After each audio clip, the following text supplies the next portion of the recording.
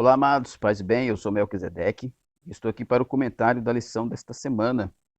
A lição desta semana é a lição de número 9 e o assunto é Seja Santo, Fuja do Pecado. É a lição de número 9 da classe de jovens da revista da editora CPAD. Lembrando que você pode baixar esse slide no site ebdemfoco.com.br e ministrar a sua aula com o slide na sua igreja. Você também pode, acessando o EBD em Foco, encontrar cursos de capacitação para professores da Escola Bíblica Dominical, que é muito importante. Você que quer ser um professor de excelência não pode perder. Acesse www.ebdemfoco.com.br. Você tem também os slides das lições de adultos, jovens e adolescentes, além dos comentários em áudio, comentário em vídeo e o subsídio em PDF, subsídio em vídeo. Acesse www.ebdemfoco.com.br. Lembrando que o EBD em Foco também tem o seu aplicativo para Android. Você procure aí na sua Play Store, você procura lá EBD em Foco e você vai ter todo o conteúdo do ebdemfoco.com.br na palma da sua mão. Você tem lá as aulas em vídeo, as aulas em áudio, os PDFs, só que para baixar o slide para você poder ministrar na sua escola bíblica dominical, você tem que ir lá no site ebdemfoco.com.br. Então é isso aí. O assunto é seja santo, fuja do pecado. É a lição de número 9. E o nosso texto do dia diz: porque esta é a vontade de Deus, a vossa santificação, que vos abstenhais da prostituição. 1 Tessalonicenses, capítulo 4, verso 3. Apóstolo Paulo exortando os irmãos na cidade de Tessalônica sobre alguns problemas relacionados à questão da sexualidade. E ele diz que os cristãos precisam desenvolver uma sexualidade santificada. Paulo está dizendo para os irmãos que determinadas práticas sexuais, mesmo dentro do casamento, ela é pecaminosa. E qualquer prática sexual fora do casamento é também pecaminosa, porque esta é a vontade de Deus. A vontade de Deus é a vossa santificação e que vocês abstenham da prostituição. Ou seja, Paulo está dizendo para os irmãos que a prostituição é uma forma de impureza, é uma forma de contaminação do povo de Deus. A síntese diz: Deus deseja que o seu povo se abstenha de toda e qualquer forma de impureza. É muito importante essa ideia da síntese, porque frequentemente nós associamos a impureza apenas à sexualidade, né? Mas existem vários outros tipos de impureza. É por isso que a lição está dizendo: seja santo, fuja do pecado. Apesar da abordagem ser um pouco mais direcionada para a questão da sexualidade, em virtude dos nossos textos bíblicos em destaque, está falando sobre isso, mas a lição não trata apenas da impureza relacionada à sexualidade, mas a impureza de forma geral. Os textos bíblicos, melhor dizendo, são dois textos. O grande, célebre texto de Levítico capítulo 18, conhecido como o Código de Santidade, né? Levítico 18, do verso 6 até o verso 18, e 1 Tessalonicenses 4, de 3 a 5. Eu não vou me deter no texto, mas aconselho você a fazer um estudo, até porque são dois textos bastante importantes sobre o quesito sexualidade e santificação. Então é isso aí, Levítico capítulo 18, de 6 a 18, e 1 Tessalonicenses 4, de 3 a 5. A nossa introdução diz o seguinte: na lição desse domingo, estudaremos o texto bíblico do livro de Levítico, conhecido como Código de Santidade. É o capítulo 18, que fala basicamente sobre questões de sexualidade. Ele foi entregue por Moisés e prescrito pelo Senhor a fim de orientar o relacionamento sexual e o comportamento moral das famílias hebreias, né? E um texto que Moisés escreveu para o povo, mas Moisés recebeu de Deus. Esta não é uma vontade de Moisés, mas a vontade de Deus. É a vontade de Deus que o povo seja santo. Não a vontade pessoal de Moisés, mas de Deus, porque Deus é santo.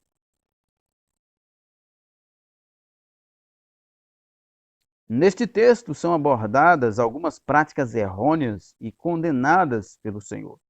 Contudo, algumas delas se repetem nas famílias da sociedade atual. Olha só, algumas práticas que nós vemos ali no texto de Levítico, como incesto, zoofilia, homossexualismo, o adultério e toda sorte de impureza sexual que você pode imaginar. Além também da prostituição cultural, que era muito comum nas sociedades antigas, né, que não conhecia a Deus. Então, o texto, no texto são abordadas algumas práticas errôneas e condenadas pelo Senhor. E algumas dessas são incesto, né, que é o relacionamento sexual entre familiares, entre consanguíneos. Temos ali a zoofilia, a proibição da zoofilia, né, sexo com animais, do adultério e também do sexo cultual, sexo oferecido a deuses. Todas estas práticas, vale lembrar, são condenadas ainda no Novo Testamento. E no Velho Testamento essas práticas eram punidas com a morte. Também veremos a orientação do apóstolo Paulo a respeito da santidade no casamento e na vida familiar. Veremos que Deus é santo e continua a exigir santidade dos seus filhos. Nós vamos ver o argumento do apóstolo Paulo que ele manda para os irmãos em 1 Tessalonicenses. Vem então o nosso primeiro ponto. E o nosso primeiro ponto diz: um modo de vida santificado. Para nós abordarmos este tema, então nós subdividimos, tem a subdivisão, né? E o primeiro ponto, o primeiro item dessa divisão, diz uma visão panorâmica de Levítico. Nós vamos entender um pouco sobre a visão teológica geral do livro de Levítico, né? O livro de Levítico foi escrito por Moisés e apresenta dois temas importantes e que se sobressaem. O primeiro é a expiação, procedimentos sacrificiais que dizem respeito à remoção do pecado, né? Alguns teólogos costumam dizer que o livro de Levítico fala sobre o exercício do sacerdócio e a santificação. São importantes temas dentro de Levítico, né? Aqui o comentarista prefere colocar com a expiação, que não deixa de fazer parte do exercício sacerdotal, a restauração da comunhão com Deus, que é a santidade. De forma geral, um tema que é presente desde o primeiro versículo até o último versículo de Levítico é o assunto santidade. Nós vemos Deus em vários lugares exortando o povo a ser santo, porque Deus é santo. Em virtude da relação que Deus queria ter com o seu povo, ele exigia um padrão de santidade. E nós entendemos que este padrão de santidade que Deus exigia do povo era mesmo que era santo. ou que é santo, né, melhor dizendo. Ele desejava habitar no meio do seu povo e, como santo que é, não podia habitar em meio ao pecado. Por isso, Deus, então, exige do povo santidade. De acordo com a Bíblia de Estudo Pentecostal, esse livro foi escrito para instruir os israelitas acerca do acesso a Deus por meio do sangue expiador e para mostrar o padrão divino da vida santa que deve ter o povo escolhido de Deus. Inclusive, no capítulo 18 de Levítico, nós vemos, já a partir do versículo 3, Deus exortando o povo que queria um povo diferente, separado do povo do mundo. Por exemplo, ele diz que, olha, vocês não vão fazer o que vocês viam lá no Egito e nem vão fazer o que vocês vão ver em Canaã. Por quê? Porque no Egito era adoração a deuses e todo tipo de perversão.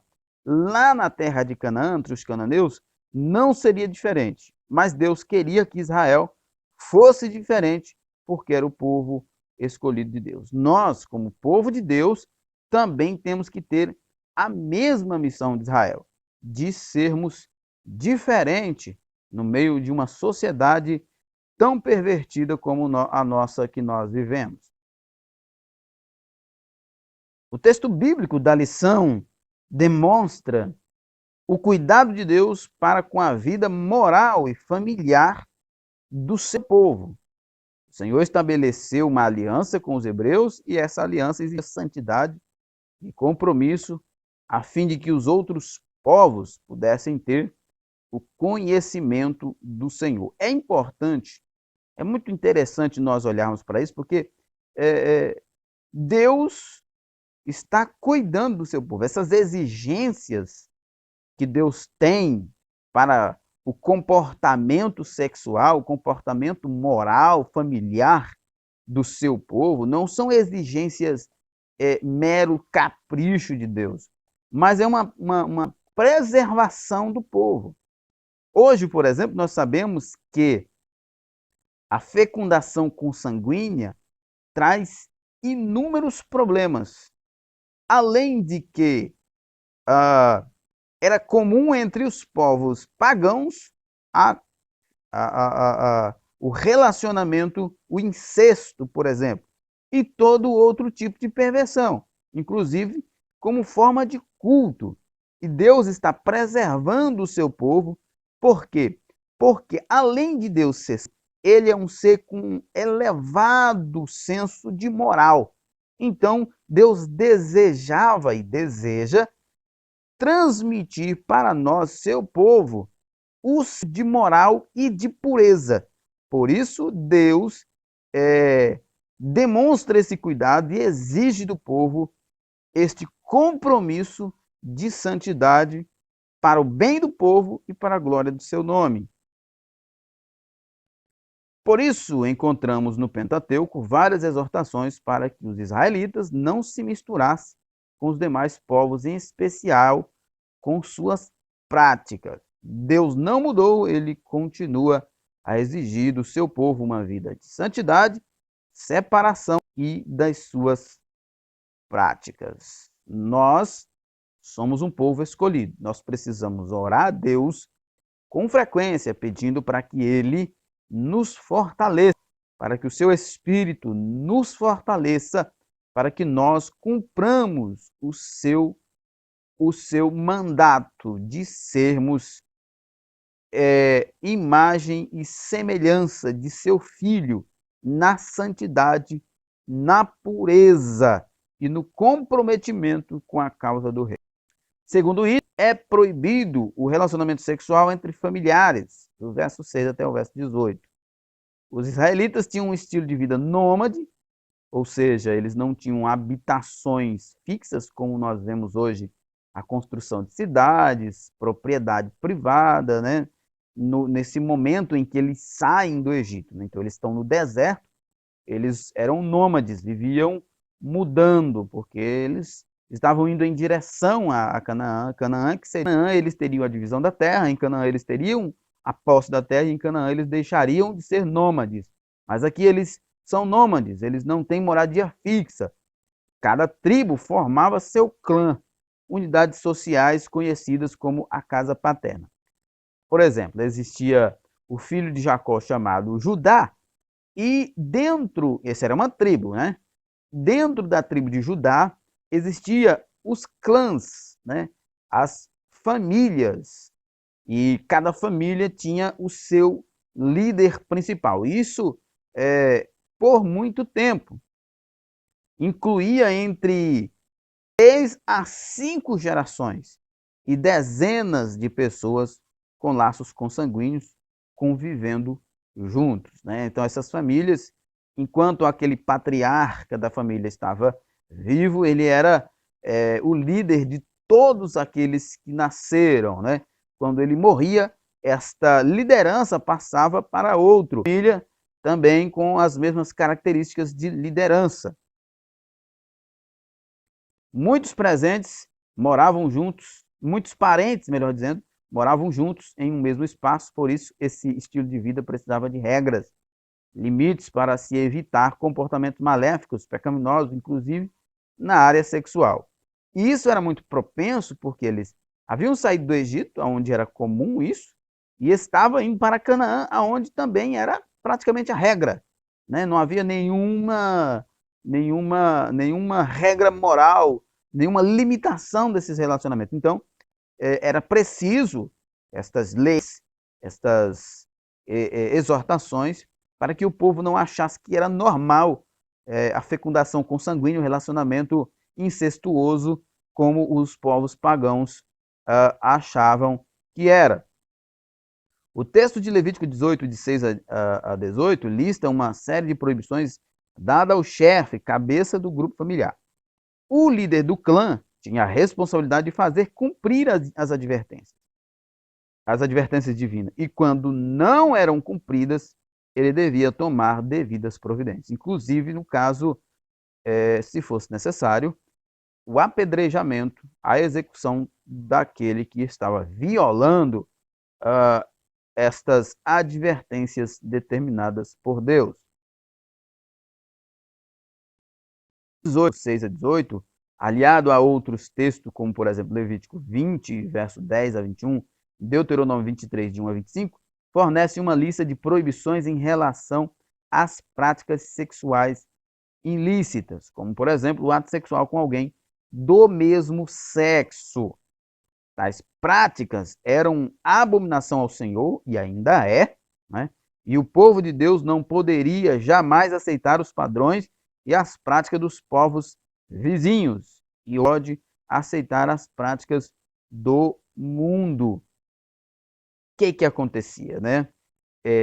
Se você estudar a história antiga, as relações sexuais na história antiga, raramente ela tinha algum controle, especialmente entre os mais poderosos, os reis, né, os oficiais, famílias mais abastardas, frequentemente eram bastante promíscuas. Por exemplo, se você estudar a história dos imperadores de Roma, isso aqui já mais perto aqui da nossa história, né? Os imperadores de Roma, a maioria deles eram homossexuais. Eles tinham suas famílias, mas tinham relações com homens. A prática do homossexualismo era comum. Não é uma coisa que a gente possa pensar que é dos tempos modernos. Não, o homossexualismo já existia como prática naquela época. Diferente de hoje, é que não havia os ativistas, né? Os pró-gaysistas que faziam essa confusão que hoje fazem para defender um relacionamento sexual antinatural. Por quê? Deus criou homem e mulher, Deus criou macho e fêmea. E o relacionamento natural é o macho e fêmea.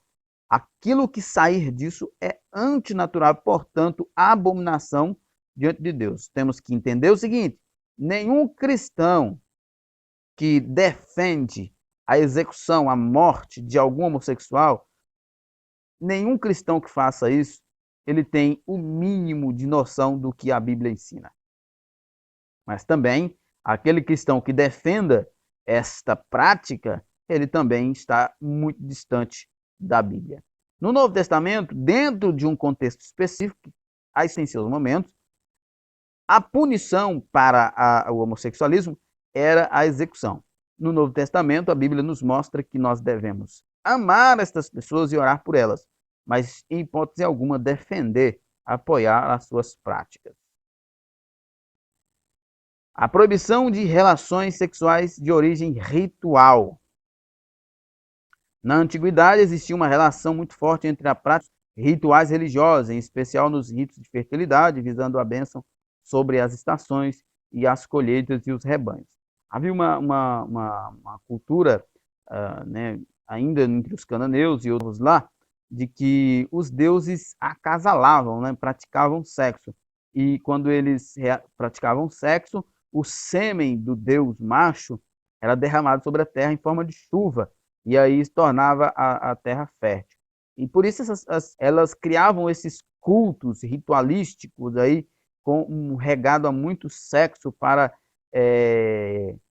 como é que é? Para excitar os deuses, para que os deuses também praticassem sexo e assim chovesse sobre a terra, para que a terra se tornasse fértil. Olha só, aqui chegava a escravidão das pessoas. Por isso, Deus exorta o povo a proibindo-os de ter qualquer tipo de relacionamento sexual como forma de culto, né? O relacionamento sexual é para o prazer do casal, e é nisso que Deus é glorificado, não em forma de culto.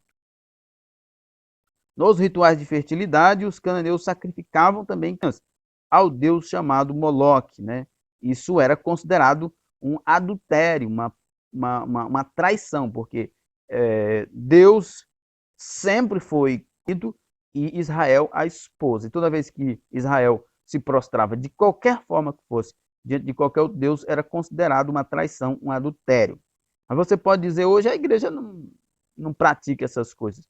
Meu amigo, tudo aquilo que ocupar o nosso coração no lugar de Deus é um ídolo, e isso é adultério, isso é traição contra Deus. Nós devemos fugir de toda sorte de qualquer forma de ídolo. Tais práticas eram abomináveis ao Senhor. Outra prática religiosa detestável para Deus era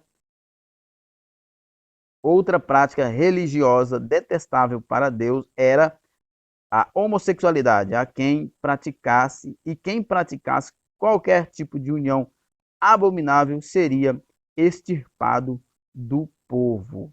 Era uma questão de manter o povo dentro dos padrões de Deus. Nós já falamos sobre essa questão da homossexualidade ser absolutamente reprovada por Deus. No Testamento, a homossexualidade também é condenada, né? É importante ressaltar que a reprovação bíblica é para a prática, o que não significa a rejeição das pessoas que as praticam. Então, o cristão não deve nunca achar normal a prática homossexual, muito menos defendê-la, como muitos por aí estão fazendo, muito menos achar que os líderes das nossas igrejas podem ter relacionamento sexual, muito menos nem os membros, nada disso. Porém, também, a igreja não pode ter um comportamento preconceituoso para com essas pessoas. Na verdade, lá em 1 Coríntios, no capítulo 6, a partir do verso 9, se não estou enganado, fala de que muitos dos irmãos eram homossexuais, inclusive, mas foram libertos pelo Evangelho. O Evangelho é quem liberta. E lembre-se que Jesus pregou sempre dizendo que ele veio para os doentes, não para os sãos. Deus sempre deixa o caminho aberto para todos que se arrependem dos seus pecados e desejam se aproximar dele para santificar a sua vida. Independentemente de qual seja o seu pecado, Deus sempre está disposto a perdoá-lo pelo sangue de Jesus derramado na cruz do Calvário. Segundo ponto, fomos chamados para sermos santos. Vamos olhar aqui um pouco sobre a santidade na perspectiva do apóstolo Paulo, falando aos irmãos em Tessalonicenses, primeira carta aos Tessalonicenses. Diga não ao adultério, Levítico 18 e 20, né? Que é um texto clássico. O adultério é condenado tanto no Antigo quanto no Novo Testamento. A palavra adultério vem do latim adulterium, e significa literalmente dormir em cama alheia, né? A palavra adultério, ela recebeu um outro significado, ou melhor, ela explica outras coisas, mas sempre dentro de um sentido que dentro do casamento também reflete isso. Por exemplo, adulterar é sempre modificar aquilo que era original, né? A gente conhece essa expressão. Adulterar algo, por exemplo. Adulterar a água. A água se espera, se for fazer uma análise, se espera que a água é composta por hidrogênio e oxigênio. Mas se tiver um outro elemento compondo a água, então a água foi adulterada. Ou seja, é um elemento estranho dentro daquilo que é o normal, dentro daquilo que é original. Então, no casamento não é diferente. O adultério é quando há um casamento e dentro dessa relação é inserido um elemento externo. Portanto, nós precisamos entender que o adultério é uma violação de uma instituição criada por Deus. É a violação da naturalidade, da normalidade daquilo que Deus deseja para nós. Pode ser definido como o relacionamento sexual entre uma pessoa casada com outro que não seja o seu cônjuge. E é exatamente isso o adultério, né? A inserção de um elemento estranho dentro do matrimônio. Uma terceira pessoa dentro do matrimônio constitui um adultério para aquele que é casado. Na atualidade, alguns podem até achar tal prática normal, mas a palavra de Deus nos diz: não adulterarás. A advertência bíblica contra o adultério vai além do relacionamento extraconjugal, pois traz forma de prostituição, toda concupiscência, pensamentos impuros e lascivos. Mateus 5, 27 a 28, Jesus disse: ouviste que foi dito aos antigos, não cometerás adultério. Eu, porém, vos digo que qualquer que atentar numa mulher para a cobiçar, já em seu coração cometeu o adultério com ela. Isso é importante notar, porque frequentemente nós achamos que o adultério é quando um casado ele tem um contato carnal com uma pessoa que não é o seu cônjuge, né?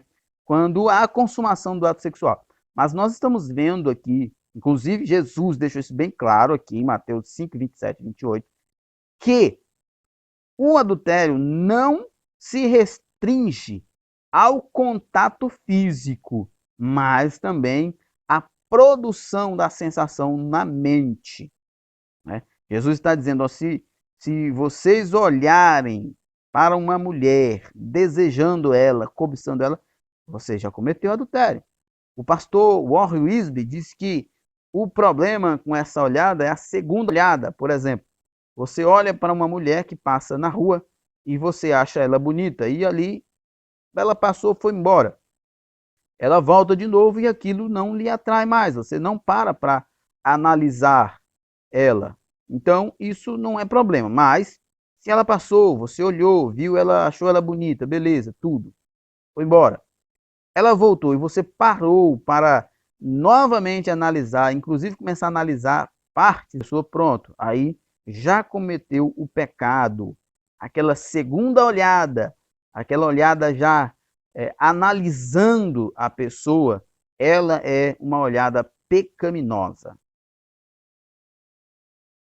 O adultério, além de ofender a Deus e transgredir seus mandamentos, é uma ofensa para toda a família e traz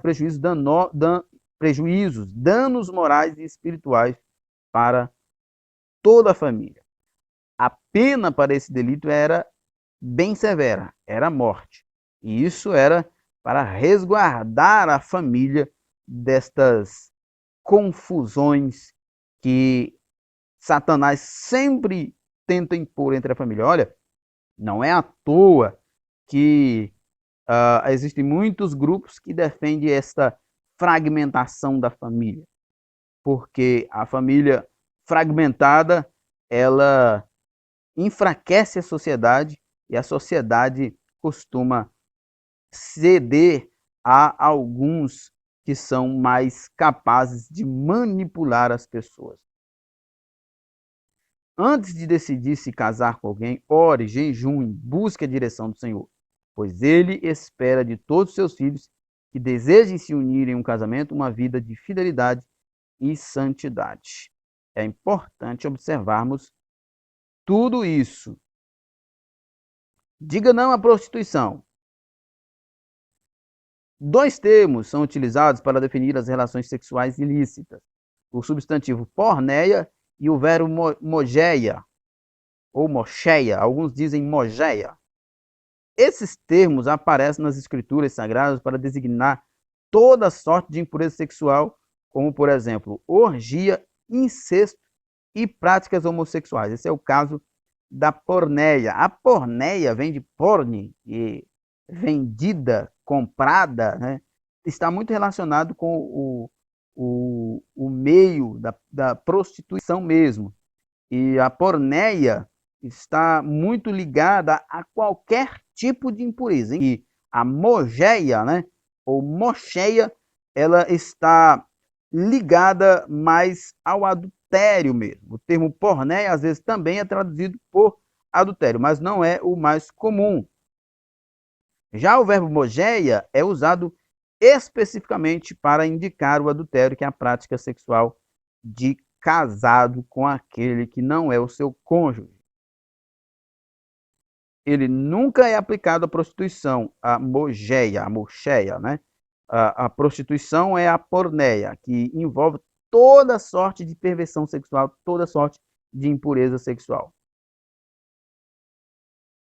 Assim, o substantivo porneia não tem um significado muito específico, portanto, é utilizado de forma genérica para identificar várias práticas de promiscuidade sexual, né? Vai aí do incesto, vai aí da fornicação, da lascívia, vai da prostituição em geral, vai passando pela zoofilia, enfim, tudo isso é porneia, tudo isso é impureza sexual.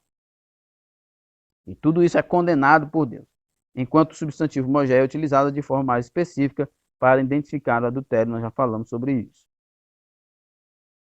As Sagradas Escrituras empregam os termos porneia e mogeia metafórica como objetivo de descrever a infidelidade dos israelitas para com o Senhor. Já falamos anteriormente sobre isso, né?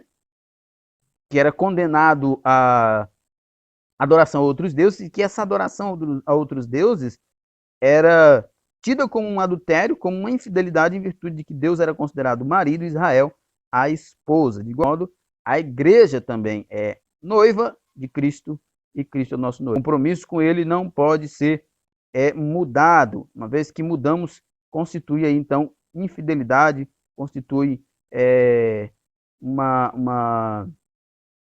constitui aí uma infidelidade conjugal, porque nós estamos comprometidos com Deus. Na verdade, esse texto já está, esse ponto já está indo, né? Deus abomina a prática homossexual e tal prática no Antigo Testamento era punida com a morte, como nós vimos em Levítico 18 e 22, 20 e 13, e é proibida em toda a Sagrada Escritura, como nós vimos em Romanos 1 e 24, 1 Timóteo 1 e 10. Na Nova Aliança, o assunto é tratado na esfera espiritual, por isso que quem comete tal prática não sofre a pena capital, mas caso não se arrependa e deixe tal prática, não poderá herdar a salvação. Né? Nós vemos aqui, se você ler o texto de 1 Coríntios 6, você vai ver que alguns dos irmãos que hoje são crentes, né, no contexto ali, eram homossexuais, eram adeptos dessas práticas sexuais, mas Deus liberta. Mas se a pessoa não se arrepender, ela sofrerá a condenação eterna e irá para o inferno. Todos são alvos do amor de Deus e do nosso respeito e consideração, mas nós não concordamos e não aceitamos a prática homossexual, pois fere os princípios da palavra de Deus. Como eu já disse anteriormente, a prática homossexual ela é antinatural, porque Deus criou macho e fêmea para se relacionar, e o que fugir disso é antinatural e, portanto, abominação a Deus. Também não podemos nos esquecer de que a recomendação de Jesus era e é: vai-te e não peques mais. Precisamos sempre orar por essas pessoas, entendendo que Deus pode fazê-las se arrepender. Diga não ao pecado. De forma geral, na primeira epístola aos Tessalonicenses, no capítulo 4, Versículo 3, Paulo afirma que a vontade de Deus para o seu povo é a santificação. Quando aceitamos Jesus como nosso único e suficiente Salvador, somos imediatamente justificados diante de Deus. Isso aqui é importante porque eu vejo muitas pessoas orando, às vezes, por exemplo, na véspera de Santa Ceia, a Assembleia de Deus tem sempre os cultos de membro, né, o culto da retratação, e aí os irmãos vão ali para receber. E aí quem está orando lá, o pastor, o presbítero, ora, Senhor, justifica. E toda véspera de Santa Ceia tem essa oração de justificação. Na verdade, isso é errado. A justificação é um ato jurídico e ela acontece uma única vez. Naquele momento em que você aceita Jesus, né, não é quando você vai ler uma oração dizendo que vai pertencer, aderir à denominação, isso não é conversão, mas quando há de fato uma conversão, quando você se entrega realmente a Jesus, se rende a Ele, então, por causa do sacrifício de Jesus, que é justo, nós somos justificados. Isso é feito apenas uma única vez. É por isso que a teologia defende que a salvação é em três aspectos: passado, presente e futuro. O passado é a justificação, que é um ato jurídico. O presente é a santificação, que é um processo. E a glorificação é o futuro, que é o estado eterno. Então, precisamos entender que quando aceitamos Jesus como nosso único e suficiente Salvador, somos imediatamente justificados. A justificação é um ato jurídico que acontece uma vez só. Nós somos justificados por causa do sacrifício de Jesus. Porém, a santificação que vem em seguida, a conversão, não é instantânea, mas um processo contínuo. A santificação é um processo contínuo. Eu gosto de uma definição do pastor Vincent Chang, que ele diz que a santificação é um processo e um processo doloroso, porque quando a pessoa, os membros deles está treinado para praticar o pecado. Quando ele aceita Jesus, na conversão tem o processo de fazer os membros esquecer, né? Tem o processo de fazer a gente esquecer o pecado e, em segundo lugar, o processo de aprender a glorificar a Deus com os nossos membros. Isso é santificação. Então, não é um processo, às vezes, tão simples. Algumas pessoas parece que isso é mais rápido, mas outros demoram mais. Isso é até importante para que a gente seja paciente com muitos novos convertidos que ainda estão num processo de expurgação daqueles hábitos maléficos que eles aprendiam no mundo lá fora. Caso contrário, não haveria motivo para Paulo exortar os Tessalonicenses quanto à vontade de Deus, que é a nossa santificação. Então, a santificação é um processo, tenhamos paciência com aquelas pessoas que às vezes erram na igreja, sempre ajudando eles para que eles se fortaleçam e amadureçam e assim alcance um equilíbrio na vida cristã pela santificação. O apóstolo identifica e mostra em quais áreas os crentes tessalonicenses haviam falhado no processo de santificação. Ele faz uma advertência em relação à vida familiar ao afirmar que é preciso possuir santificação. Existem duas interpretações possíveis nesta afirmação paulina. Diz que o vaso é o corpo do cônjuge, né? E a segunda é que é o seu próprio corpo.